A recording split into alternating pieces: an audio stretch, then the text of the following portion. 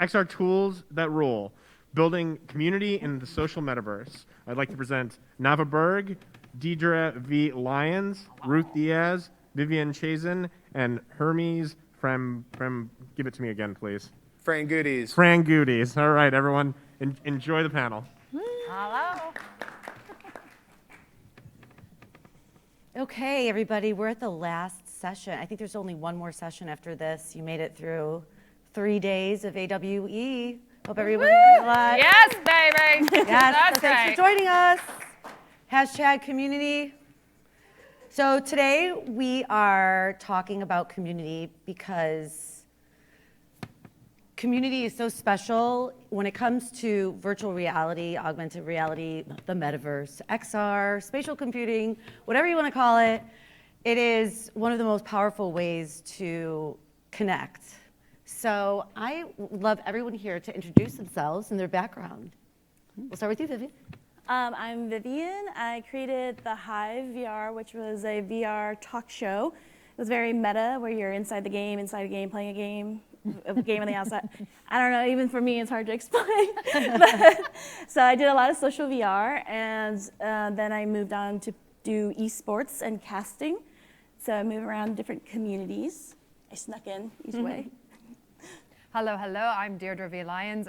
In 2019, I was lucky enough to be cast as an actor in The Underpresents, which is an incredible game by Tender Claws, kind of want of a better word, but it included like live actors in this experience that was very social, and the little time sprites who were the game players could snap, but they couldn't talk, only the actors could talk. So we'd come in, we'd devise little like scenes and interact.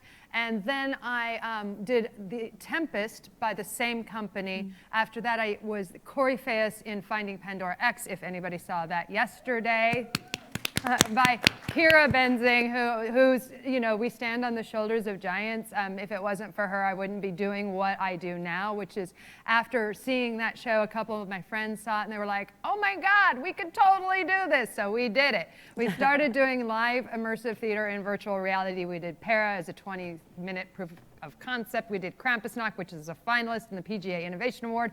We are now doing The Severance Theory, Welcome to Respite, which premiered at Tribeca, went to Venice, then Kashang is now at Rain Dance. Thank you.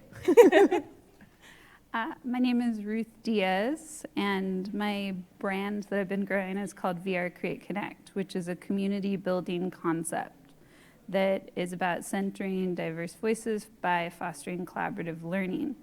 One of the places I've been building proof of concept is in Facebook or Meta Horizon Worlds, where we have a growing community. You can look up Horizon Creator Community.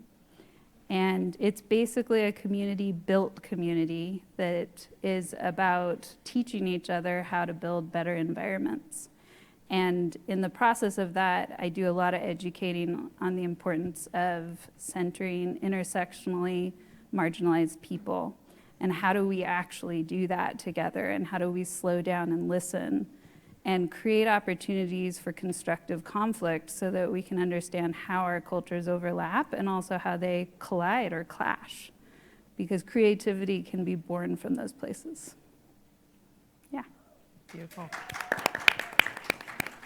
Hi, my name's Hermes Frangoudis.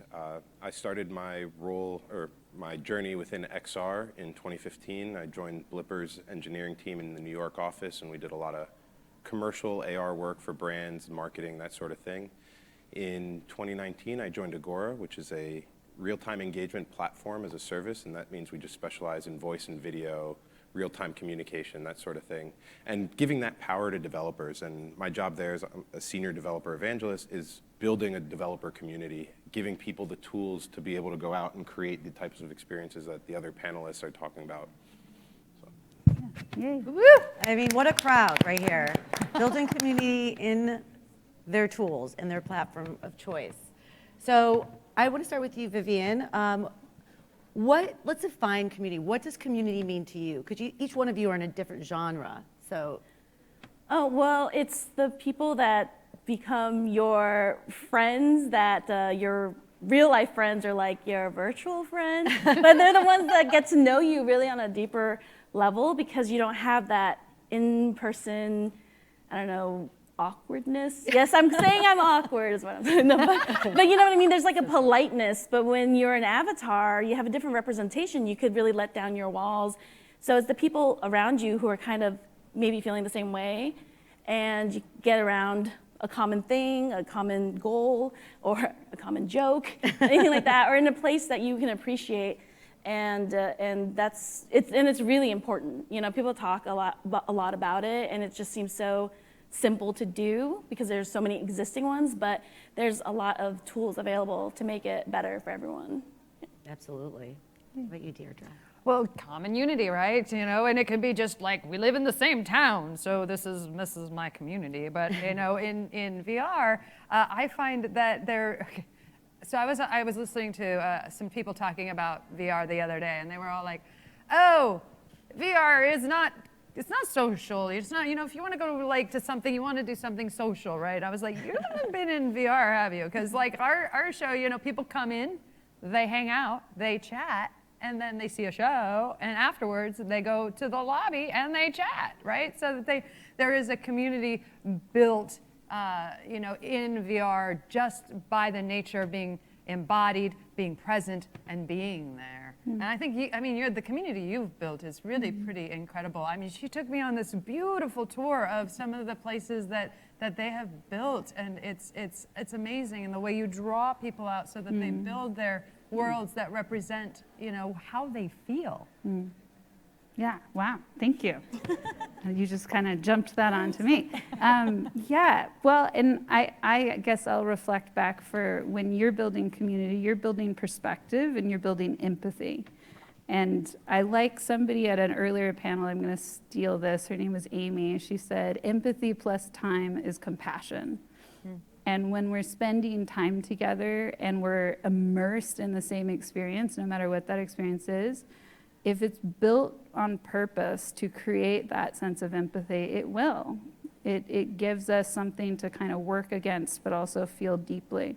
And so the respite, which is just this amazing VR journey, that interactive theater, I still hear mom whenever you talk after going through that.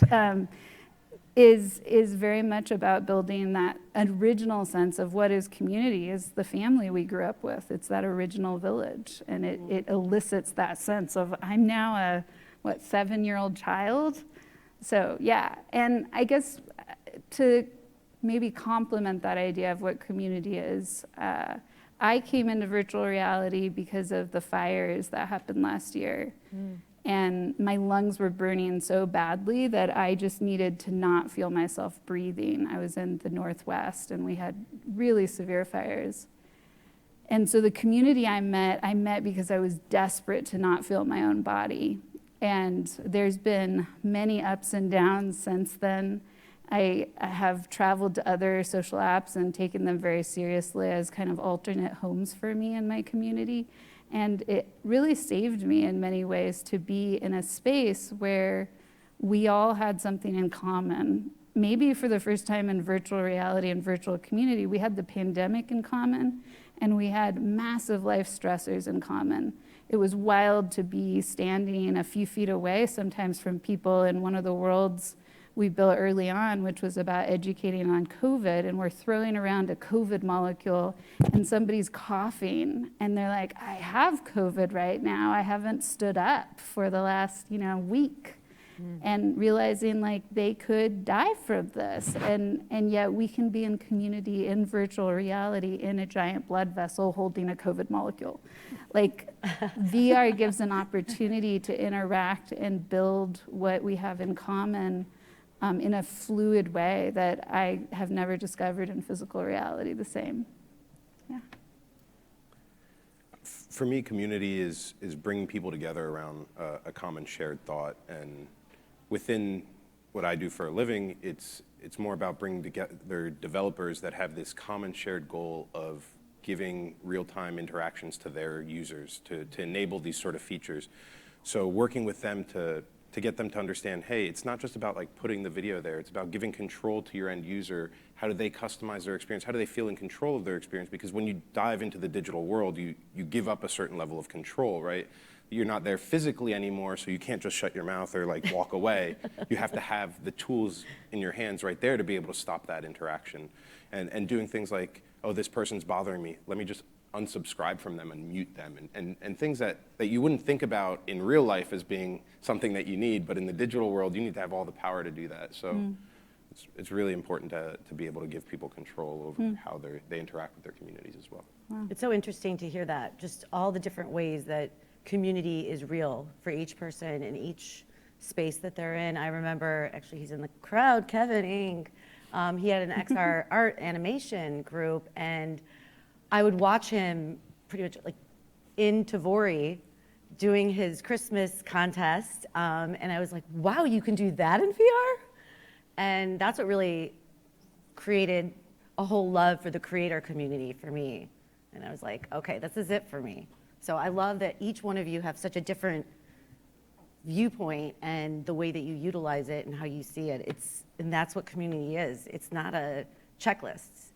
It's who are the people around you that have the same meaningful thoughts as you do and values and characteristic traits. So, and speaking of characteristic traits, what kind of characteristic traits do you think make the best community builders or community members, or what do you look for in your communities? We'll start with you, Hermes. In terms of what makes the best community members from, I guess, a developer perspective, is the people that are willing to give and get. So like, we have a Slack channel where we invite all our developers to join in, ask questions, because when you think about in the physical world, when you're in school and you're learning, you have your peers to learn with. And we want to foster that same sort of engagement and community and give people a sense that there's other peers that are building similar technologies as you, and they've run into the same issues as you. So giving them a way to communicate and reach out. And you'd be surprised how many developers are just on there and they're answering questions just out of the goodness of their heart, because they know, like, if I give to the community will give back to me. And that's, I think, for me, like, what's a strong community is one that engages together. Yeah, absolutely. Nice. I like that. I'm learning. I would say maybe curiosity is a big currency as a community and as developers. So specifically in Horizon, you can grow worlds together. You can have up to 4 people building at a time. And there are all kinds of obstacles and limitations constantly, and it's a beta, so then there's a lot of glitches. And the willingness to continue to spin the negative or obstacle experiences into a curious moment and even build characters off of the negative experiences just to make fun of them and bring them to life has been where I've seen community that lasts versus community that kind of fatigues and goes away. Sometimes they come back, but it's that willingness to think about it more like a village space and that we're all co-creating it in every moment. And so curiosity is a big ingredient. The other one would be awareness of privilege, that in virtual reality in this conference, we are all here with a large amount of privilege just by being here. And so being able to have those conversations, the hard conversations, the uncomfortable conversations about our privilege and how to redistribute that privilege is a big element of the community and the events that I create, so that we can address the implicit culture that's always happening and actually shutting people out who deserve to have a voice and space. Beautifully said. I want to piggyback on what Hermes talked about the developer community. What's really cool about VR right now is it just feels so new that everybody's excited about it and everybody wants to be a part of it. Once they put the headset on and the magic, right, they feel like, Right. oh, this is so cool. And so there's just, some people will be like, I've been here for a while. I'm like, yeah. No, but for a lot of people, it's still very new. And the live theater community is very small. There's not a lot of us. I know all of them. They're all fabulous. And there's such a wonderful spirit of collaboration, of gratefulness, of excitement, curiosity. I think in the best communities, those are the things that exist. You're not driven by not necessarily a financial drive. Certainly you can have a business that has, both things, but most people are there for their own reasons. And so we've started a Discord called VR Live, which is a place that any and all VR theater makers or live experience makers can come to ask questions about, okay, so why does Udon do this, which is specific to VR chat, right? So, and why does, like all these little questions, and then somebody will get on there and answer them just because, because they can, right? So it's just a beautiful time to watch this unfolding of these different communities within VR. Like there's all kinds, like in VR chat, there's like can you believe it? There is a deaf community in VR that teach sign language. I was like, I can't even get my hands to move. What controllers are you using? But it's growing, and it's quite beautiful to watch. Do I have to say something? You sure do. I'm just going to piggyback on them and say yes. No, I would say the characteristic, how you know someone's really involved and a part of the community, is that they're in at least 97 Discords. It's like a badge. We should make one. Yeah, we should. Yeah, no, I think there is one that lists all the other Discords, so you can check what's going on in that one. A Discord for the Discord. Exactly. Oh, dear. How meta. Yeah. Oh, dear. We can't use that word anymore. I'm sorry. Right, I know. TM. Copyright. Well, where community, the characteristic traits is also connectors, people that continue to invite people to come in. And I mean, how many people here are part of a community?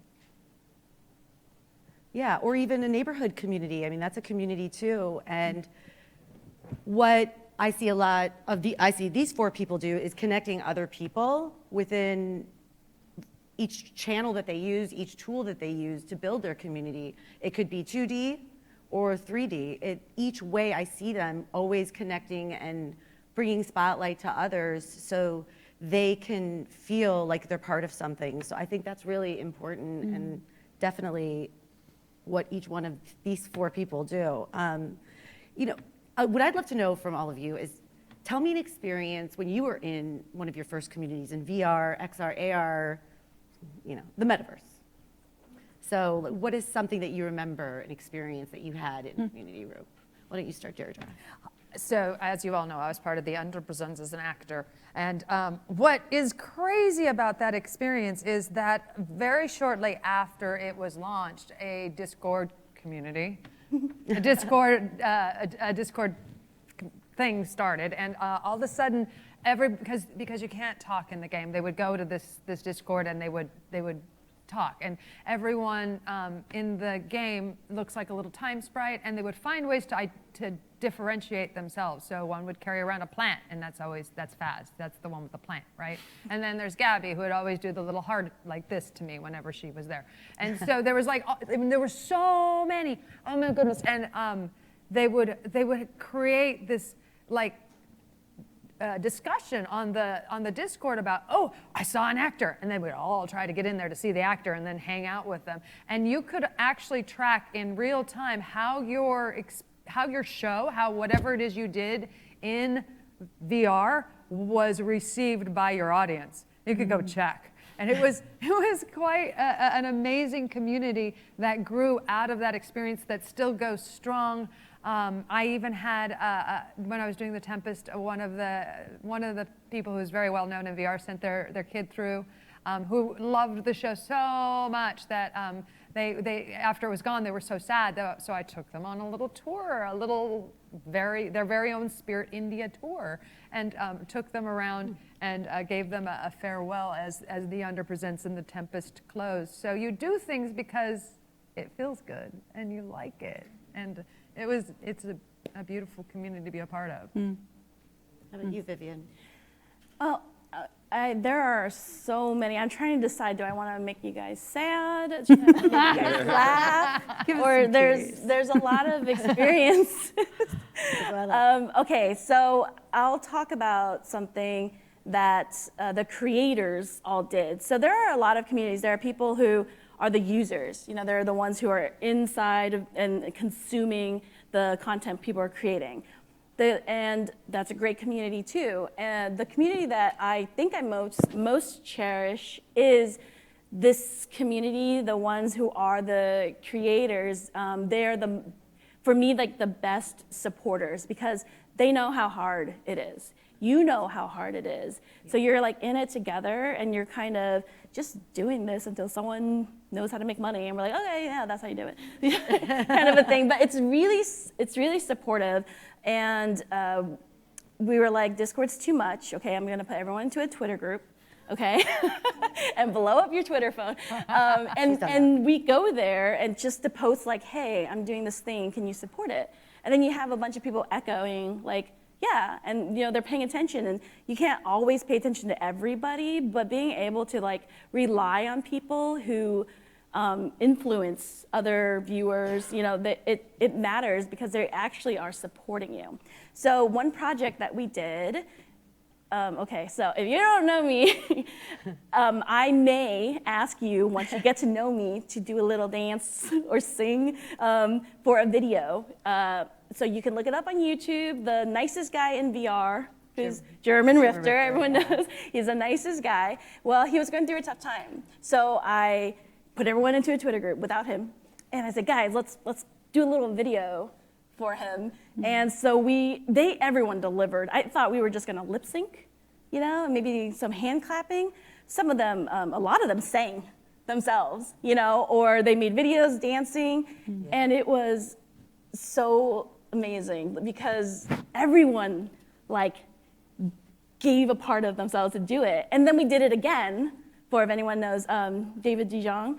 Yeah, he got married, but his wedding was during the pandemic, so he couldn't. So we made him a video to go with it. So that's a really great community where you're asking them to be silly or do something outside of their comfort zone. I don't know if you guys like to sing. And the funny thing is like, I'm not gonna do it. And I was like, could I do it if someone asked me? I don't know, but they do. And for the person who is at that moment receiving that attention, it means the world, and it really didn't take much for everyone. So everyone look it up on YouTube and you'll see the entire community. They're fantastic.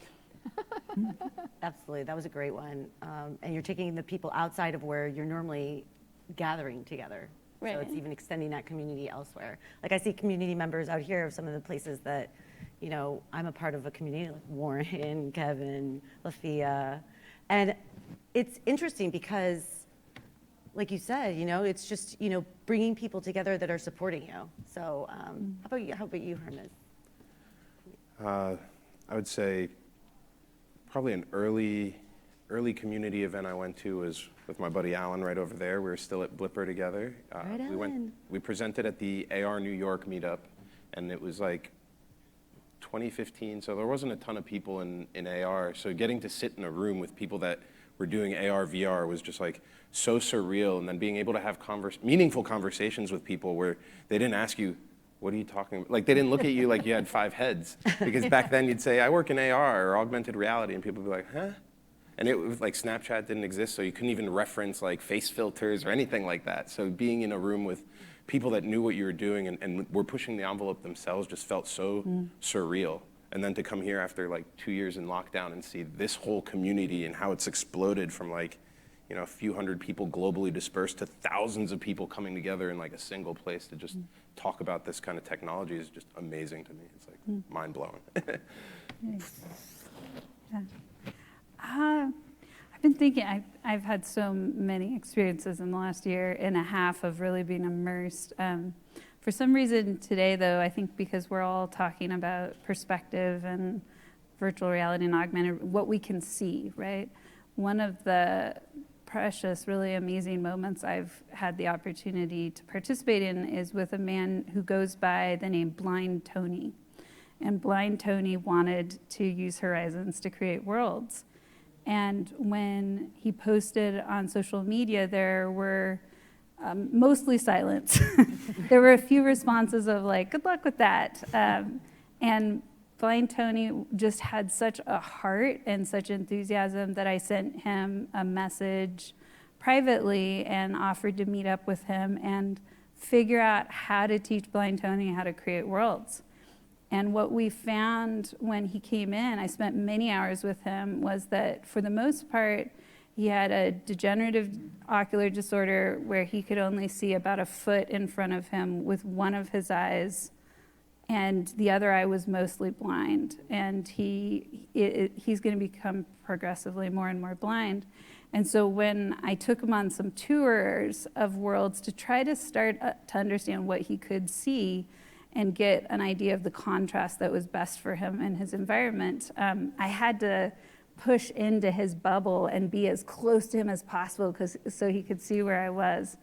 And I learned a lot about his perspective and would watch him very frustrated trying to navigate menus to like follow us where we were going.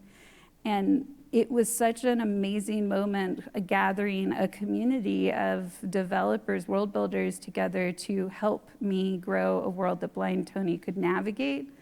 And to see him go from being able to see a foot in front of him to be able to actually navigate 25 feet ahead of him and hop around and jump and take turns. And we were able to create auditory and visual cues for him to know where he was going, and then take environments that I or some of my friends had created and repaint them, reappropriate them, so they were very high contrast, and he could actually make the outlines of some of the creatures and environments. And so it was stunning to literally watch a blind person walk, and run and squeal just with joy to be able to see in front of him. And it was so striking to me to see that as an opportunity, and watching also community members that were very hard to reach around their own privilege would spend 5 minutes with blind Tony, and they were quiet, and they were thinking about the privilege on their face.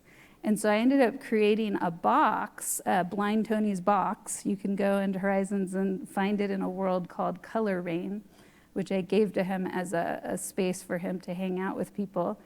And if you put this box on your head, it snaps on, and you can actually see the world through his eyes. You can see what he can see. And it took 5 to 6 hours of... I know, that's amazing. That's amazing. Yeah. I cried. Yeah. It took about 5 or 6 hours of very frustrated creation for me, remembering and reading my notes of what he had said he could see. But when I was having the same growls and howls as I was navigating my menus with this box, I knew I had gotten there. And then I was able to take Horizon World developers from the company in when they asked me for tours and stick the box on their head and say, open your menu. Okay, so let's look at the top 3 issues here for Blind Tony. And they did make the changes. So yeah, that was just a moment it was one person, right? It's not a lot of people, but it has changed so many people to recognize that virtual reality can be for blind people. Absolutely. And that blindness, even though he's profoundly blind, legally blind, is not a black and white thing. He can still see. And so how do we give him access to what he can see and give him community, especially during COVID? Yeah, so there's mine. Let's say make a difference much. Accessibility for the win, that's incredible. You don't think about that when you're always creating or building of the different things. So,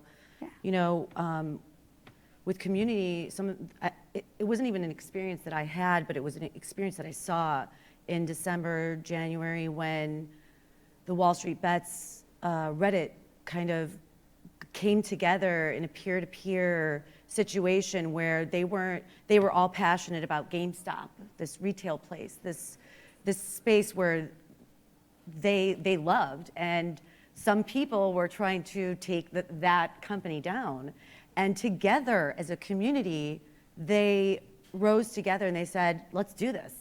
We're gonna hold and we're gonna get together and we're gonna do what we did. And they bought stock and won.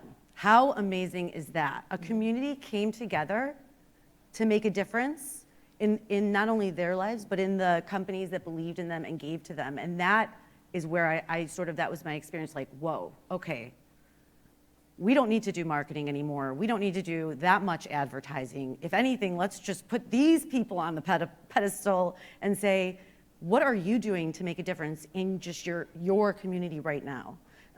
And what tools are you using? So, we talked about the different tools that we use in the platforms. And obviously Discord's like top number one.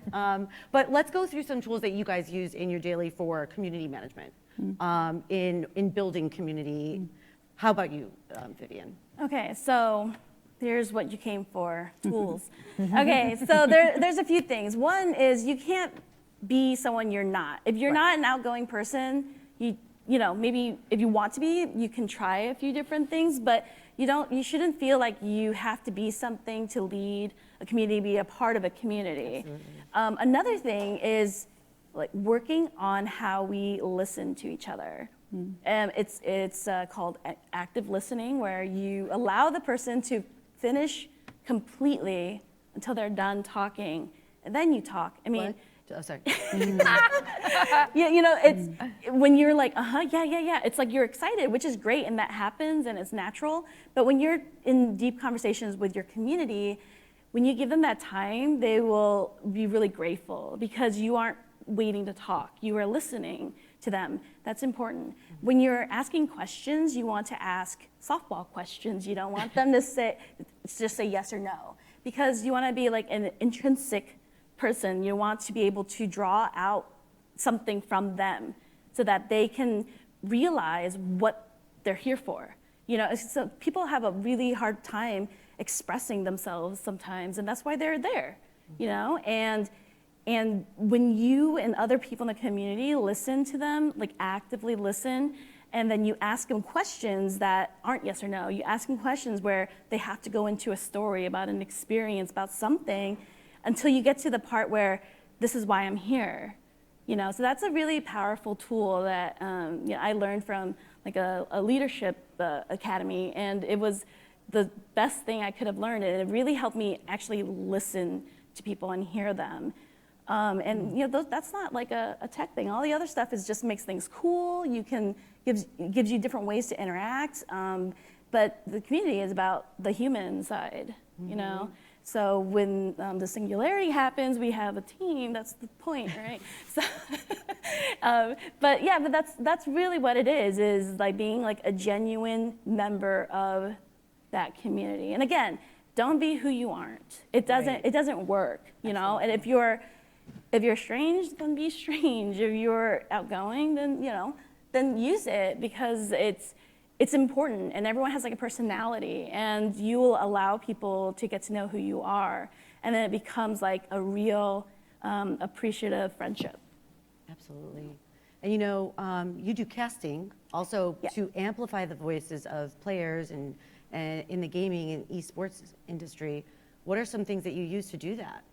So casting, I'm into competitive esports, which is so strange to everyone who knows me. Well, I'm not good, so there's that. She is. I'm just, I'm willing to look like a fool, which is kind of like the whole point. But casting is what you see when you watch a game. You know, they're the people who are doing commentary. Watch a game on mute. It's really not as colorful.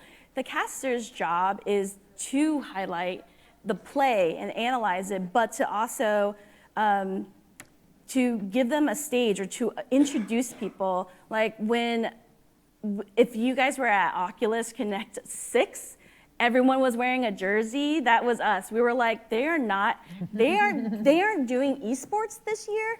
Everyone's wearing a jersey. So everyone wore jerseys because we're a community, and we're like, we're a community. We're here. Make your presence known. So it's really important to like also let people know that you're there. But casting is so fun because you get to introduce the people, and gamers are so funny. They have funny names. Some of them are self-deprecating. Some of them are so clever. Can I say the clever one? 404. What a great name. He's no error found. Yeah, that's a good player name. That's something that you can talk about. And then when you're a caster, you're also talking about them like you know them. So that people can feel like they know you. And when you're talking with someone in your community, you should magnify everything they're saying, so that you can really represent who they are and what they're doing, because we want to elevate everything we're doing. It's not just a game, not just a competition. These are real people who are doing these things. It makes it much more relatable. Yeah, and I love your screens that you use, and all of the different transitions, you make it even more fun just in a visual standpoint too. Thank you. It's lip gloss.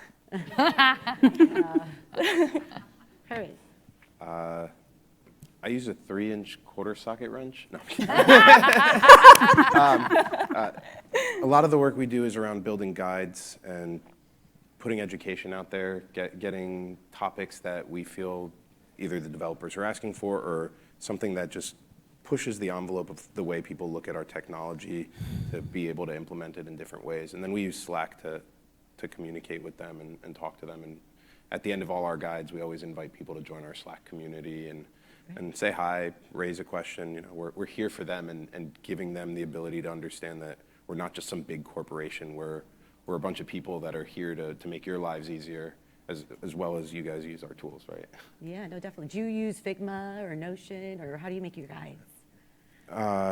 We do them mostly on Medium and like Markdown, but we'll use different tools like Premiere or iMovie to cut like video guides and things like that. We'll use Photoshop for the images. Figma's a little new for me. I'm kind of old school. I use a lot of the Adobe products. I like the emojis. All right, Ruth, I know you have used a lot of tools within Horizon. Yeah, I do. So I would probably summarize it in 3 things. One is values. Like, I've met a lot of growing community leaders that are afraid to set values for their communities because they're like, who am I to say?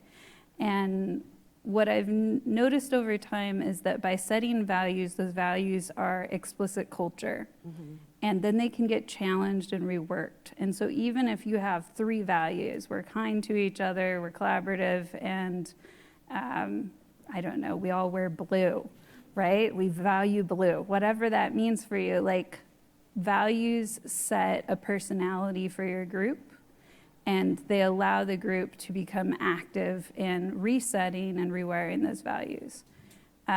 Another one would be tangible content, creating multi-sensory content for people, video, audio, tactile, in immersive reality, things you can engage with and play with and feel yourself shaping your environment in some way creates community, because then I'm influencing my environment as a user. And that grows a sense of wanting to build more of that community, wanting to build more of that experience for other people in a conversation point. The more diverse the multisensory content is, the more the community seems to catch on and grow. And then the last one, not to be too woo-woo, is I would say vibration, is taking both of those things and recognizing that one of the most powerful tools we have is our voice. And so whether it's Blind Tony or Deaf Miles is another amazing individual. That's how he goes. Deaf Miles, that's his name. He can't hear, but there's still a vibration. He's actually a musician, and he likes to play music so you can feel the music. And so recognizing that how we say what we're saying and what we're doing tells the story and the DNA of the community we're creating. And so I'm emphasizing the community values in all the environments we're building. We're repeating them, we're talking about them in every event, and recognizing when they're being reinforced and using that vibration to communicate a consistent message, that this is a safe, inclusive space, that all are welcome, that we can learn how to belong together, and that includes conflict and uncomfortable moments. And we can do that in virtual reality in a way that I think transcends physical reality, because we're all more willing to take risks in virtual reality and try on identities and experiences and concepts or internalized depressions. Like, let those come out and rework them in VR in a way we can't in physical reality. Yeah, and another area that you also do is you create, when people come into your worlds, like your community, the HCC community, which is Horizon Creator Community. Mm-hmm. I went in and there was a kit for me to build, and I thought, oh, well, this is so interesting. Yeah. She's working on specific themes and values, and I get this free kit of 3D assets. Mm-hmm. So she created 3D assets for her community to build together and see what they build and then talk about it. Mm-hmm. And I thought that was a really cool tool, because I had never really had conversations over a word before from building, and I thought that was really an interesting play. So I love that. Yeah, that follows within the tangible assets piece of, even though some of the things in my kits or template worlds that you can download are things you'll find in your own tools, there's explanations for why I included them and what their settings are that will help you build a better, more efficient world. So using many directions to teach and having that sense of it's a free kit, right? Generosity is contagious. And when people feel Horizon Creator Community, they feel the generosity and they just want to join. It's like coming home. It's the place we all want to belong. And that sense of, instead of dreading when the beta opens or whatever and that the culture is going to pop, like the culture is right now. It's not tomorrow and it's not yesterday. It's what we're doing right now.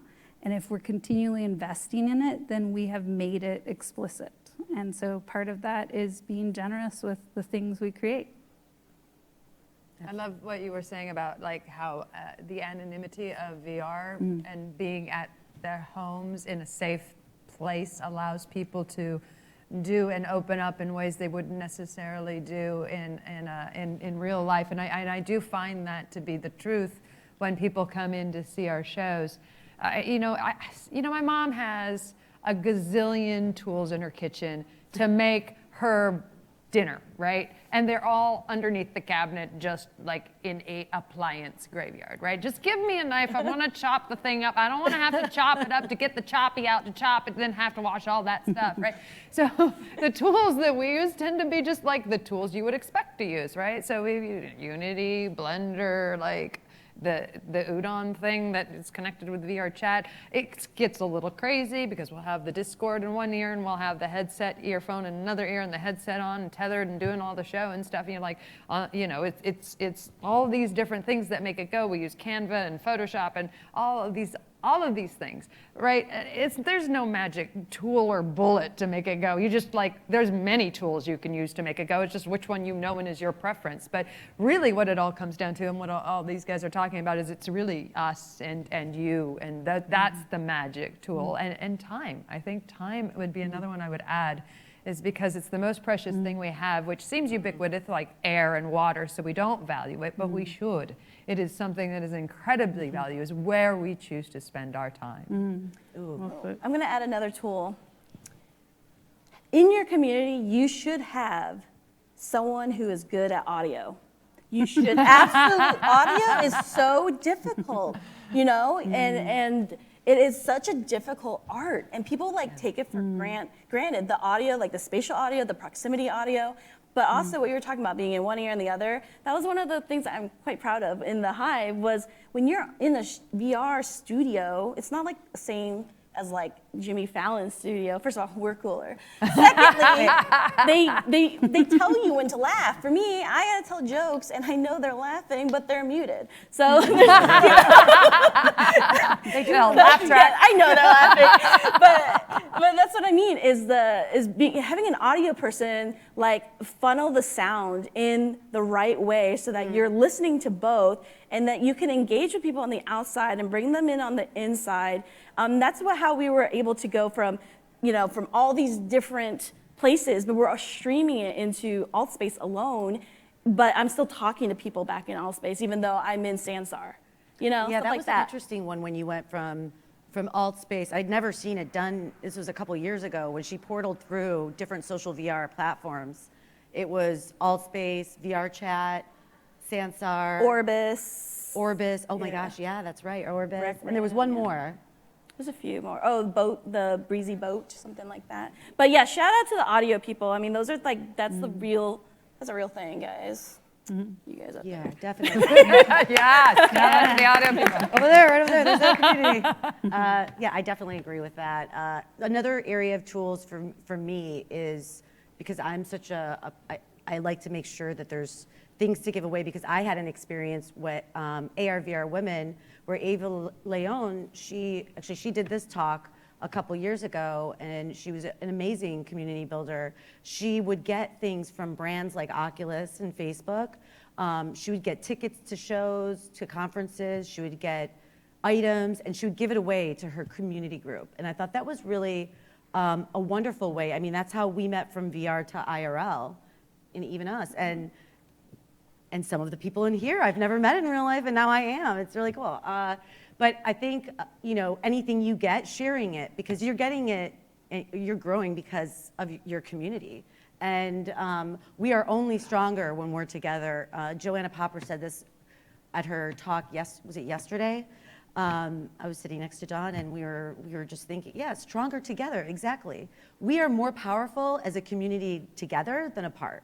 So if there's things that bother you, Ruth is available. No, I'm just kidding. But you have people in your community to help you deal with that conflict, because we will always have our voices heard and uplifted if we stick together and we use tools like, giveaways or Facebook groups, Discord, Slacks, kits, VR chat, Horizon, Altspace, Agora.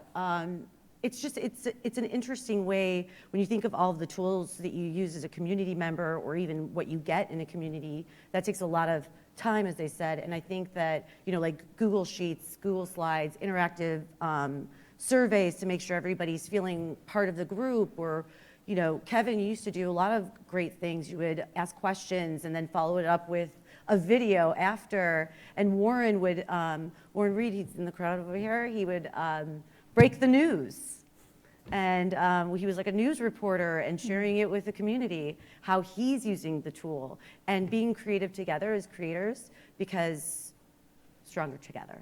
And how has all of this changed your life? Because virtual reality and augmented reality wasn't really in my life 5 years ago. It was from afar reading about it, but how has virtual reality, augmented reality, every experience that you've had, how has it shaped how you've built your communities? You want to start? Who's Which one are you looking at? Which one are you pointing at? How has augmented and virtual reality changed the communities? That you shaped. Huh? That you shaped, or That- you're that a part of, that I'm a part of. how is the experiences, like you have Flow, right? Well, we're in the HTC Vive Sync, so helping make that more interactive and giving people more of a way to connect and have better tools at their disposal. So within Vive Sync, we power the remote desktop feature, and working with HTC to bring in the desktop in a way that no longer place limits on people within virtual reality, because within Sync for the longest time, it either supports this file or it doesn't. It supports that file, but it doesn't. So people were very limited, but now you can bring your desktop in. It supports everything you're already working on, your workflow. And I think that was really cool to see how we could give better tools to people in that sense. Great. That's a great way that it can affect you. I mean, to be a better evangelist for your developers, and to be able to change in real time. I mean, you are streaming real time, right? Okay. Yeah. How about you, Ruth? Is there anything that you've Yeah. experienced? So I would say in physical reality, when we experience conflict, whatever gradient of conflict we want to identify it as, we need to take space often to think about it, get some space, maybe go journal about it, vent about it, grow an art piece about it, but that takes time. And in virtual reality, there's more and more tools and platforms accessible to go from a conflicting moment to some kind of connection instantly that can be a place to process, and also just kind of get out of that world, that space, that experience, and be somewhere else that feels safer. And so there's an access piece there that's awesome. And so VR Create Connect is about, first of all, creating those healthy cultural experiences that bring that deep sense of connection to us, where it's not fast food connection, it's rich from the farm to table connection, right? And that you can build that community so that almost any hour of the day you can hop in and find someone who you feel really gets you and drives with you, but can also challenge you. I love that.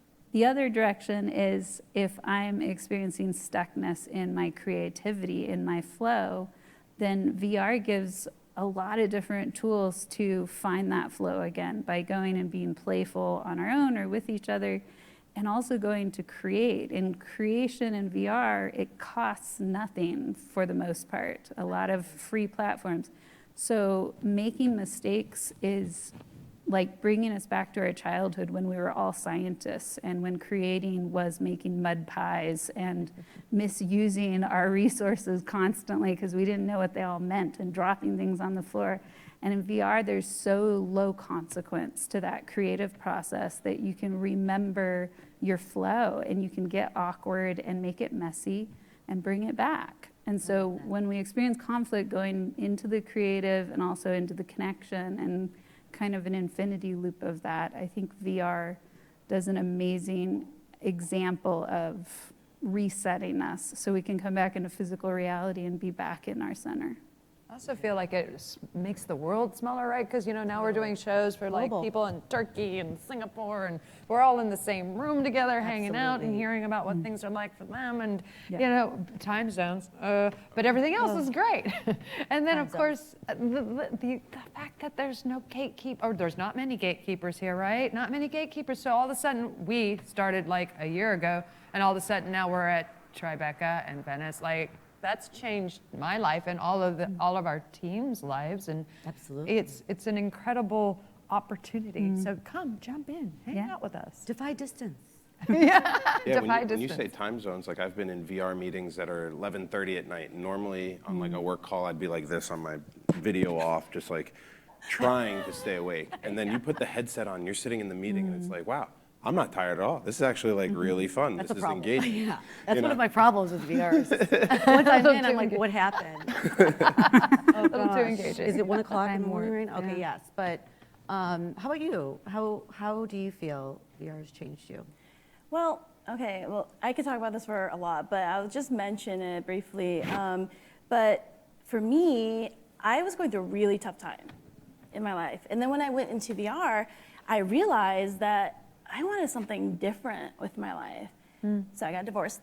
So, well, I mean, but IRL or yeah, VR? right? IRL. No, but VR. you gets feel like divorced. you realize that you're stuck in something when you are not in your life where everything is like an image that you have to portray. And you realize, you know, when you open up that, oh gosh, I'm not happy. Oh, and then unfortunately, I also got really sick at the same time. Yeah, so I had cancer in the middle of like, no, in the middle of my talk show and just being in it during the Hive. That's where a lot of the people in the community stepped in and hosted for me every week. It was amazing. Wow. But I got really sick, and it helped me because I live alone in Chicago. You know, I mean, I have my kid, but my family's all here on the West Coast. You know, so being able to throw on the headset is, you know, amazing. And another thing is like being sick, I was so shaky because of the drugs, and I just couldn't be still, but I was also so tired. So think about like being hyper but tired. So I put on the headset and it like calmed my body because it was like moving, but I didn't have to because I was so tired. You know, so it helps me in those ways that I think also help others. And I know it sounds like kind of like, you know, you can't be trivial about like divorce or anything like that, but I have known people who realize they're not in a happy situation and they leave it. And that's a really powerful thing that I think VR has allowed you to do, or allowed me to do, as well as just having support with people who, you know, were there for me when I was sick. I mean, guys, they all like took it. These are busy people. They were like, yeah, I'll take a week, and I'll take a week, and you know, and Nava took over an entire season for me. You know, so it's amazing the community. Yeah. Thank Wow. you for sharing that. That is wonderful. Yeah. It's the differences that you can make. You know? That is VR. It really is community. VR is community. Community is VR, and I can't really think of anything else to add to that. I think they really kind of pulled it all together where it's just presence. Presence can really, no matter where you live, it just doesn't matter. You can have any job, you can have any friend, you can have any type of extracurricular activity, and that's why there's so many opportunities to build community within VR, and There's many tools to connect, and there's Facebook groups, there's Discords, there's Slack, there's Zoom. There's even workrooms now, and there's going to be Microsoft Mesh. So you have a lot of tools, and right now we consider you our community. So why don't everybody come up here and let's take a selfie, because that's what communities do. Right.